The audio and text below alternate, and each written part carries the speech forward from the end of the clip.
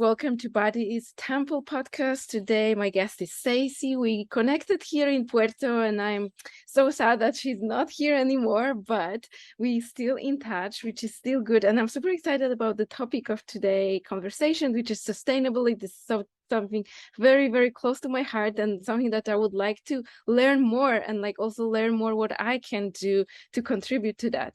But I want to start, Stacey, with asking you of what is your vision of this perfect world, sustainable world? Because I'm hearing so much of this, catastrophical visions that we are killing the planet and we're all gonna die soon and we're not gonna have food to eat and air to breathe. So tell me, from your experience with your work with sustainability and the technology that you came across, and you're still working with the startups, what can we actually do? And if we can take all this beautiful technology and resources, how the world could look like? Amazing question, and so many questions wrapped in there. And thank you so much for this. I'm really grateful to get the chance to connect. It's easy to look around and see all the problems. They're everywhere. They're all over the news. There's momentum around what we've been doing here on planet Earth. And so it's really easy to see all of the doom and gloom of it all, for sure.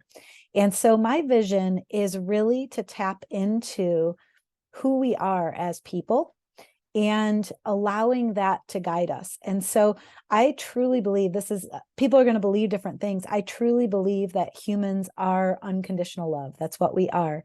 And we're learning how to love more and more. And what sustainability is at its heart is, if you think about the earth as an entity, the same way you would think about your body or another person, a relationship, your job, that we have a relationship to the earth and that we could choose to love more. And it's interesting when you come through the lens of, we are human beings, we are unconditional love, how could we love this earth even more? What happens is you start to appreciate the breath that you're breathing. And just as an example, the breath that you're currently inhaling, most people don't realize this. They think of the rainforests as the lungs of the earth, but 80% of the oxygen that you're breathing right now comes from algae, little teeny tiny phytoplankton at the bottom of the ocean. And so isn't it incredible when you think about these relationships that we have to the earth that we don't even understand? How much don't we understand about this earth? And maybe this doom and this gloom is really an opportunity for us to love and appreciate and understand the earth even more today. So the vision that I have is that all humans are here to love and to cooperate. And that may not be what gets portrayed on the news, but that's what it looks like in nature. In nature, all of the food web, when you think of it, is all interacting constantly, and it's all perfection. You'll see a mama deer who has a baby deer that's maybe malformed, like a leg that's sort of, not like that. It didn't form correctly. So this deer is never going to be able to run. And maybe there's something else going on in this baby deer. And what's amazing is then you'll see another creature like a wolf come along and it will eat that baby deer. And as humans, we're like, oh my goodness, it's a baby deer. No.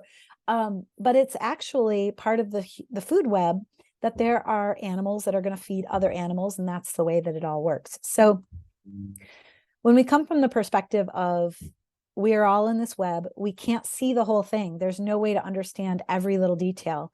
Our role is really just to dream and imagine a world where we're all cooperating.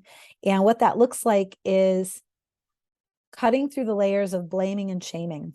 That's the big one. So for me, a sustainable world, this heaven on earth that I see, is this place where people are appreciating the earth. They are acting because they love the earth. They are acting because they love one another, and they know that we're all in this together. And they're providing solutions that account for everybody, that doesn't minimize somebody in another country, their experience, which elevates all of us to appreciate the earth. So it's a big question you're asking. It's a really, really big question. And hopefully by the end of our time today, we'll dig even deeper into it. But I truly do see us turning a corner, because I'll just give you a little bit of why I know it's coming. For decades, there's been a handful of us that have been, jumping up and down and saying, hey, planet Earth, she's trying to get our attention. Like planet Earth, she's trying to get our attention. She's hurting. She's got a little bit, if she were considered a body, she's got some disease going on, and she's jumping up and down and she's saying, hey, can you help me? Can you help me? And there's a group of us that have been jumping up and down saying, hey, let's help. And nowadays, what's interesting is we've turned a corner, and now the United Nations, which is, all the governments, all the corporations are now have sustainability development goals that account for all of the world. And there are trillions of dollars that are now available for nature-based solutions that are good for 100% of the people on planet Earth. And so people are incentivized. And even within the United States, the Biden administration has just created a bill that will open up trillions of dollars to more nature-based solutions. And so there's going to be a lot of money available for people who have real solutions to what's going on. And the good news is there's a lot of us that have been working on solutions for decades that have been waiting for this moment. So I see the tide as turning to our favor.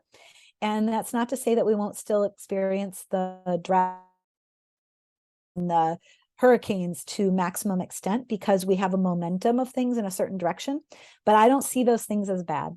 I see them as a rebalancing, kind of like when you get a disease in the body and there's like a rebalancing that has to take shape, where you have to take some time to calm yourself and to settle down and to take some peace and take some time off. And that's really what's going to happen with the earth. And it's all going to be perfection. It's going to be a little scary, but it's all going to be perfection. Yes, thank you. Thank you for sharing that. And I